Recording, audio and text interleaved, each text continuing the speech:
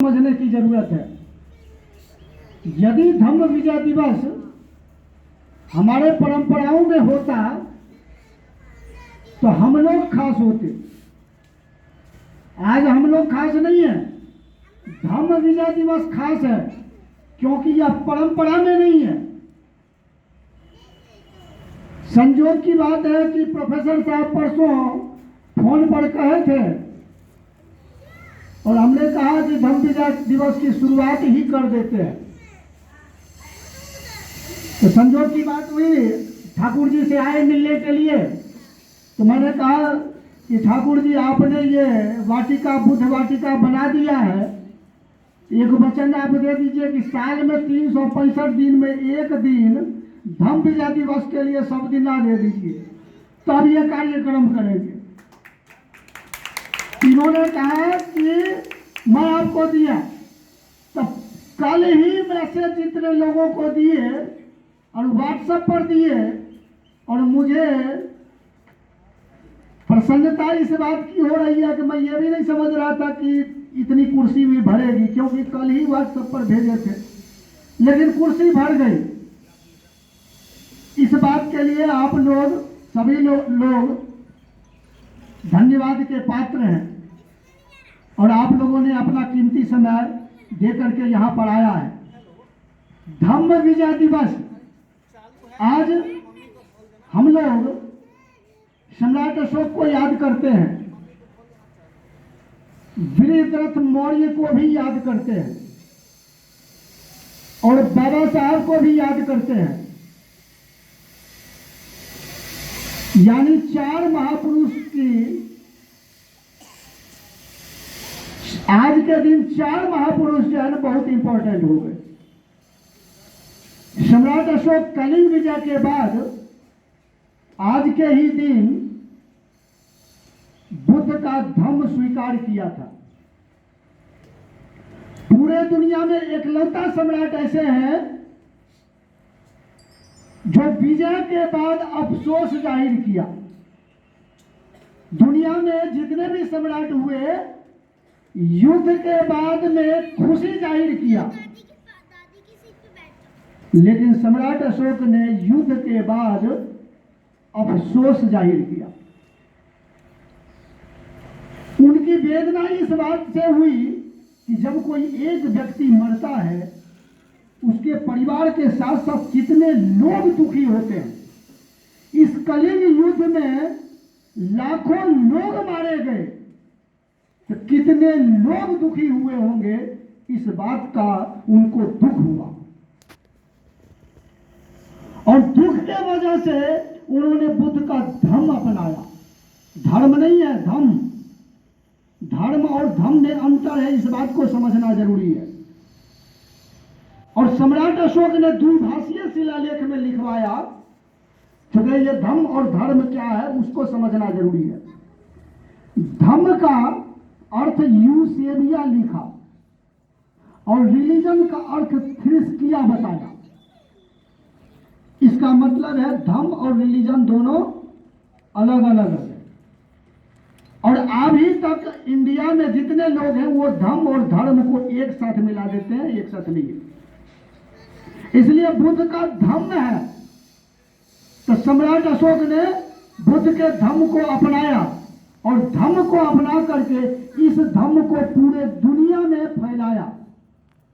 इसलिए जो झंडा जो आप कहते हैं, विजयी विश्व तिरंगा प्यारा, झंडा ऊंचा रहे हमारा, उस तिरंगा झंडा में 24 तिल्ली है, वो 24 गौतम बुद्ध का उपदेश है। और सम्राट अशोक ने बुद्ध के धम्म को पूरे दुनिया में जहां जहां भेजा, उस सभी देश ने बुद्ध के धम्म को स्वीकार किया। किसी ने इनकार नहीं किया। यानी सम्राट अशोक ने वसुधैव कुटुंबकम की बातों को चरितार्थ किया। और इस वसुधैव कुटुंबकम को वो लोग बोलते हैं जो अपने ही लोगों को छूत अछूत कहते हैं, नीच ऊंच कहते हैं। वो वसुधैव कुटुंबकम को कैसे पालन करते हैं? ये वसुधैव कुटुंबकम का पालन सम्राट अशोक ने किया।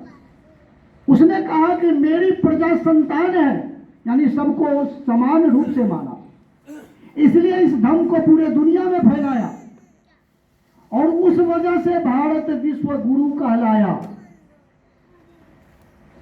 भारत में से बाहर 100 के लगभग देश है जो बुद्ध के विचारों को मानता है।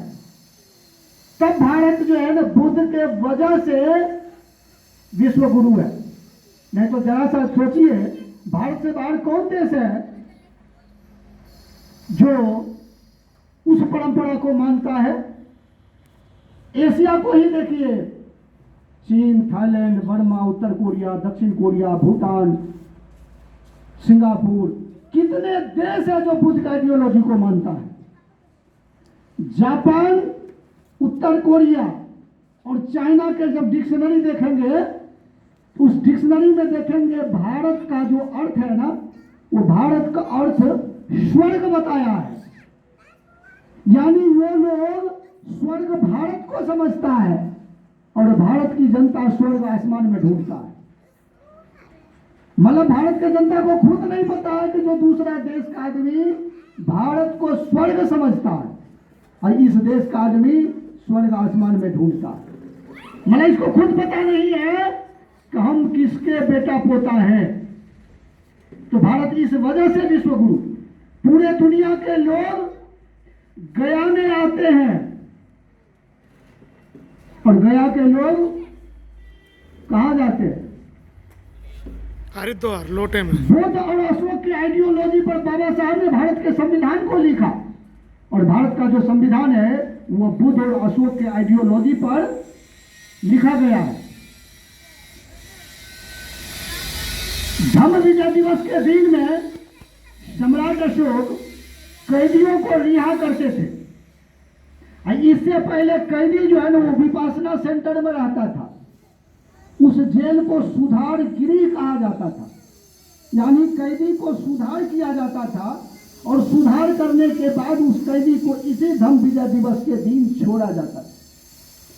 इस आइडियोलॉजी को भारत सरकार भी 15 अगस्त 26 जनवरी को कुछ कैदी को रिहा करता। तो सम्राट अशोक भी उस कैदी को क्षमा दान देते थे और राष्ट्रपति भी क्षमा दान देता है। यानी उस परंपरा को लोअर कोर्ट, अपर court, district court, high court और सुप्रीम कोर्ट, और तब वहां पर है राष्ट्रपति। इसी तरह से अशोक की भी परंपरा थी। उस परंपरा के अंतर्गत राजा के पास जब आता था तब अशोक उसे माफ करने तक की भी बात करते थे और जिसको दोषी समझते थे तो फिर उसे सुधार गृह में भेजा जाता था, विपासना सेंटर में।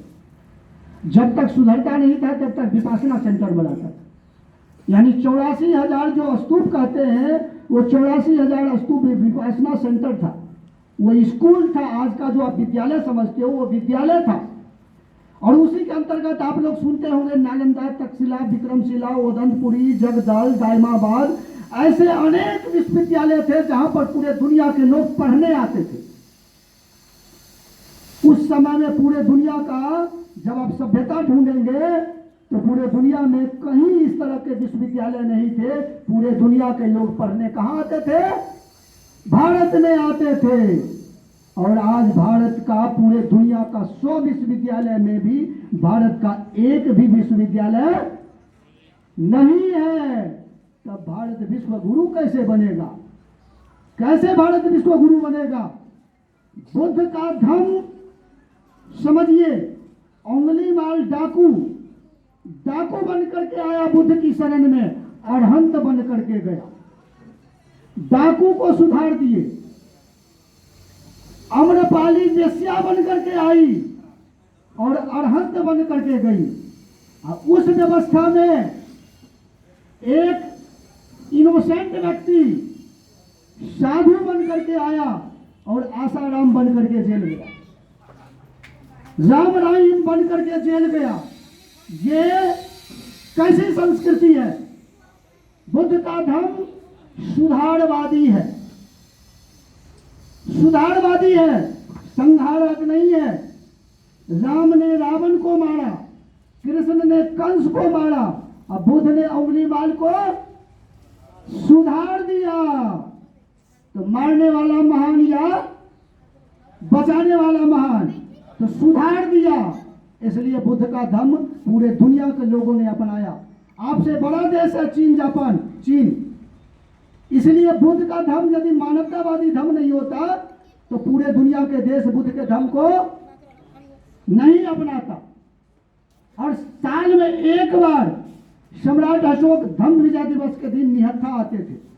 अब पूरा सैनिक जो है ना प्रदर्शन होता था और जनता को संबोधित करते थे कहाँ? पाटलिपुत्र में। उस मैदान का नाम पड़ा अशोका मैदान।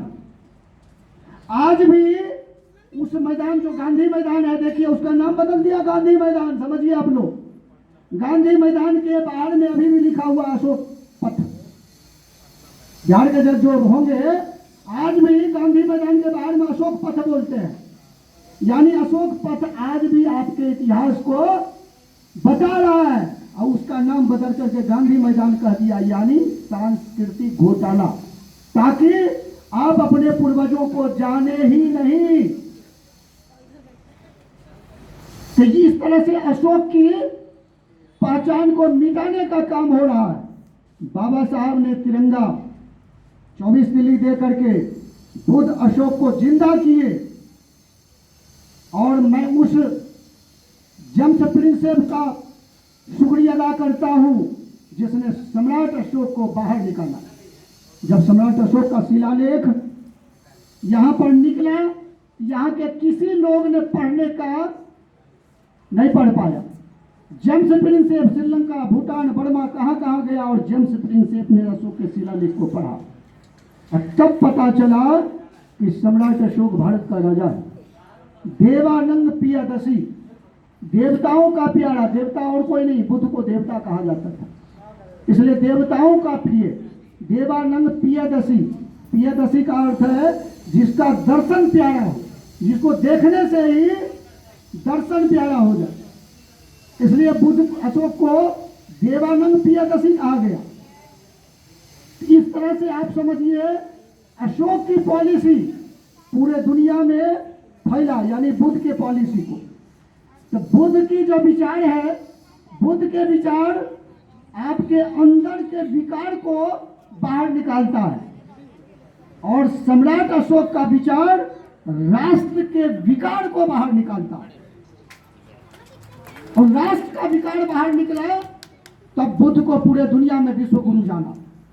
सिकंदर 5% भूभाग पर शासन किया था और सम्राट अशोक ने 25% पर कर दिया। लेकिन सिकंदर को जो जीता वही सिकंदर कहता है, उसको यह कबूल नहीं है कि आपके नाम को कहे। जो जीता चंद्रगुप्त नहीं कहेगा, जो जीता वही सिकंदर।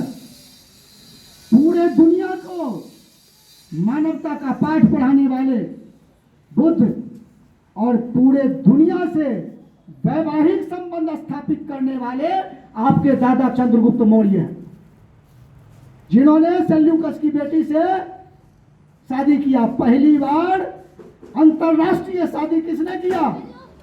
चंद्रगुप्त मौर्य ने। तो वसुधैव कुटुंबकम का किसने फॉलो किया? चंद्रगुप्त ने। और ये इतिहास का प्रमाण है। लेकिन सबसे बड़ा दुर्भाग्य क्या है, अब तो 75% लोग शिक्षित हैं। शिक्षित व्यक्ति ही इस चीज को फॉलो नहीं करना चाहता। हमारे लोग कहता है कि संविधान के बारे में संविधान बदल देना चाहिए, हमारे लोग कहता है। मैं इस पर एक थोड़ा सा टॉपिक बोलूंगा। एक व्यक्ति नाव पर जा रहा था, उसके साथ एक कुत्ता था। नाव पर कई लोग जा रहे थे तो कुत्ता जो है ना बार बार लोगों को काटने जा रहा था। कुत्ता जब बार बार लोगों को काटने जा रहा था तो वो व्यक्ति परेशान था कि मेरा कुत्ता कहीं किसी को काट लिया तो मेरी लड़ाई ना फंस जाए। उस पर एक फिलोसफर बैठा हुआ था, प्रोफेसर साहब के जैसे। उस फिलोसफर ने उस व्यक्ति को कहा, मैं चाहूं तो इस कुत्ता को शांत कर सकता हूं। वो आदमी बहुत खुश हुआ कि शांत कर दोगे? कहा बिल्कुल कर दूंगा, लेकिन आप कुछ नहीं बोलेंगे। कहा बिल्कुल नहीं बोलूंगा, कुत्ता को शांत करके दिखाइए। कहा इस कुत्ता को उठाओ और पानी में फेंक दो। नाव में से कुत्ता को पानी पर फेंक दिया। जब कुत्ता को पानी में फेंक दिया ना, तो कुत्ता बार बार नाव पर चढ़ने की कोशिश कर रहा था। अब किनारे तो लग नहीं सकता था कुत्ता परेशान हो गया। जब परेशान हो गया ना, तो फिरोजपुर ने कहा इस कुत्ता को अब नाव पर चढ़ा दो। कुत्ता को जब नाव पर चढ़ा लिया तो कुत्ता दबक करके बैठ गया। क्यों? कि फिर कहीं हमको फेंक दे। सब जब सुधरोगे ना, 1 साल के लिए संविधान को खत्म करके मनुस्मृति लागू कर देना, तब आप लोग समझोगे संविधान का क्या महत्व है। ऐसा नहीं समझोगे, ऐसा नहीं समझोगे। जब लठ मारेगा ना, पढ़ने वाले को जीवा काट देना, कान में शीशा पिघला देना, कुर्सी पर बैठोगे चित्तर पर मारना, तब संविधान का महत्व समझोगे। ऐसे नहीं समझोगे, ऐसे नहीं समझोगे। क्योंकि अभी तो बिना लड़ाई किए हुए ना संविधान लागू हो गया। कुछ किए थे, हिंग लगे ना फिटकरी रंग चोखा, कोई मेहनत किए थे आप? कुछ भी मेहनत नहीं किए। जो आपके दादा परदादा ने मेहनत किया, उसका मलाई खा रहे हो बैठ करके। अब बन गए हो सारे चीज, जब बन करके नौकरी कर रहे हो, पैसा कमा रहे हो, कुर्सी पर बैठ गए हो। कुछ तो करना नहीं पड़ा, उस दिन को तो देखना नहीं पड़ा। आसानी से ये चीज मिल गया, इसलिए संविधान का महत्व जान ही नहीं रहे हो। कैसे संविधान में समता का अधिकार मिला, मौलिक अधिकार, शिक्षा प्राप्त करने का अधिकार। यहाँ जो महिला बैठी हुई है, ढोल गवार शूद्र पशु नारी, और ये सब है तारण के अधिकारी। यानी ढोल को पीटोगे तो ठीक रहेगा, गमार को पीटोगे, शूद्र को पीटोगे, और मूर्ख को पीटोगे, तो औरत को पीटोगे तो ठीक रहेगी। इसलिए औरत के दिमाग में दिया गया क्या? पति परमेश्वर। पति जो है वो परमेश्वर है। परमेश्वर जो करे, मारे पीटे, लाठी बरसाए, बाढ़ खाओ।